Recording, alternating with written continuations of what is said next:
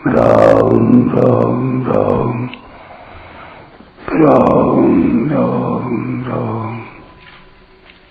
राम राम राम नारायण नारायण। संबंध केवल इंद्रियों का विषयों से हट जाना ही स्थित प्रज्ञ का लक्षण नहीं है।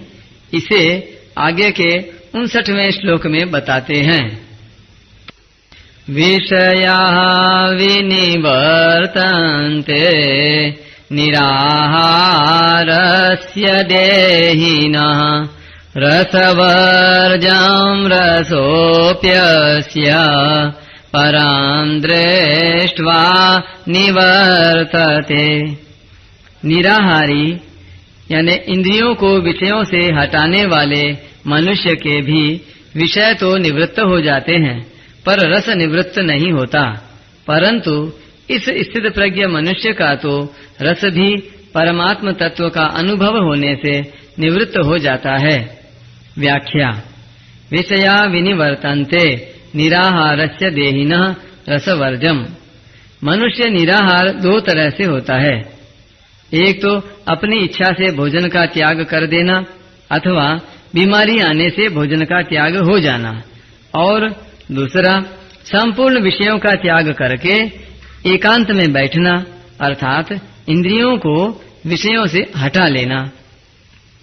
यहाँ इंद्रियों को विषयों से हटाने वाले साधक के लिए ही निराहारस्य पद आया है। रोगी के मन में यह रहता है कि क्या करूं, शरीर में पदार्थों का सेवन करने की सामर्थ्य नहीं है, इसमें मेरी परवशता है, परंतु जब मैं ठीक हो जाऊंगा, शरीर में शक्ति आ जाएगी, तब मैं पदार्थों का सेवन करूंगा। इस तरह उसके भीतर रस बुद्धि रहती है। ऐसे ही इंद्रियों को विषयों से हटाने पर विषय तो निवृत्त हो जाते हैं, पर साधक के भीतर विषयों में जो रस बुद्धि सुख बुद्धि है वह जल्दी निवृत्त नहीं होती। जिनका स्वाभाविक ही विषयों में राग नहीं है और जो तीव्र वैराग्यवान हैं, उन साधकों की रस बुद्धि साधनावस्था में ही निवृत्त हो जाती है। परंतु जो तीव्र वैराग्य के बिना ही विचार पूर्वक साधन में लगे हुए हैं, उन्हीं साधकों के लिए यह कहा गया है कि विषयों का त्याग कर देने पर भी उनकी रस बुद्धि निवृत्त नहीं होती। रसोप्यस्य परं दृष्ट्वा निवर्तते। इस स्थित प्रज्ञा की रस बुद्धि परमात्मा का अनुभव हो जाने पर निवृत्त हो जाती है। रस बुद्धि निवृत्त होने से वह स्थित प्रज्ञ हो ही जाता है, यह नियम नहीं है, परंतु स्थित प्रज्ञ होने से रस बुद्धि नहीं रहती, यह नियम है। रसोप्यस्य पद से यह तात्पर्य निकलता है कि रस बुद्धि साधक की अहंता में अर्थात मैंपन में रहती है। यही रस बुद्धि स्थूल रूप से राग का रूप धारण कर लेती है। अतः साधक को चाहिए कि वह अपनी अहंता से ही रस को निकाल दे कि मैं तो निष्काम हूँ, राग करना कामना करना मेरा काम नहीं है।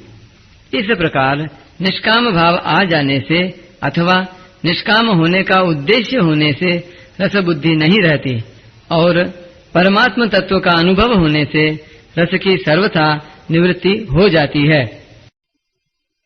परिशिष्ट भाव भोगों की सत्ता और महत्ता मानने से अंतःकरण में भोगों के प्रति एक सूक्ष्म खिंचाव, प्रियता, मिठास पैदा होती है। उसका नाम रस है। किसी लोभी व्यक्ति को रुपए मिल जाएं और कामी व्यक्ति को स्त्री मिल जाए तो भीतर ही भीतर एक खुशी आती है, यही रस है। भोग भोगने के बाद मनुष्य कहता है कि बड़ा मजा आया, यह उस रस की ही स्मृति है।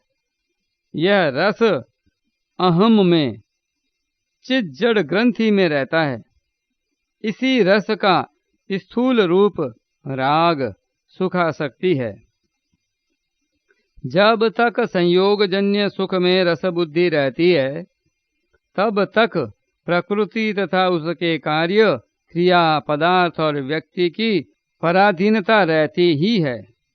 रस बुद्धि निवृत्त होने पर पराधीनता सर्वथा मिट जाती है। भोगों के सुख की परवशता नहीं रहती। भीतर से भोगों की गुलामी नहीं रहती। जब तक अंतःकरण में किंचन मात्र भी भोगों की सत्ता और महत्ता रहती है, भोगों में रस बुद्धि रहती है, तब तक परमात्मा का अलौकिक रस प्रकट नहीं होता। परमात्मा के अलौकिक रस की तो बात ही क्या, परमात्मा की प्राप्ति करनी है यह निश्चय भी नहीं होता। बाहर से इंद्रियों का विषयों से संबंध विच्छेद करने पर, अर्थात भोगों का त्याग करने पर भी भीतर में रस बुद्धि बनी रहती है। तत्वबोध होने पर यह रस बुद्धि सूख जाती है, निवृत्त हो जाती है। परं दृष्ट्वा निवर्तते। तात्पर्य है कि जब संसार से अपनी भिन्नता तथा परमात्मा से अपनी अभिन्नता का अनुभव हो जाता है, तब नाशवान संयोगजन्य रस की निवृत्ति हो जाती है। नाशवान रस की निवृत्ति होने पर अविनाशी अखंड रस की जागृति हो जाती है। तत्वबोध होने पर तो रस सर्वथा निवृत्त हो ही जाता है, पर तत्वबोध होने से पहले भी उसकी उपेक्षा से, विचार से, सत्संग से, संत कृपा से रस निवृत्त हो सकता है। जिनकी रस बुद्धि निवृत्त हो चुकी है, ऐसे तत्वज्ञ महापुरुष के संग से भी रस निवृत्त हो सकता है।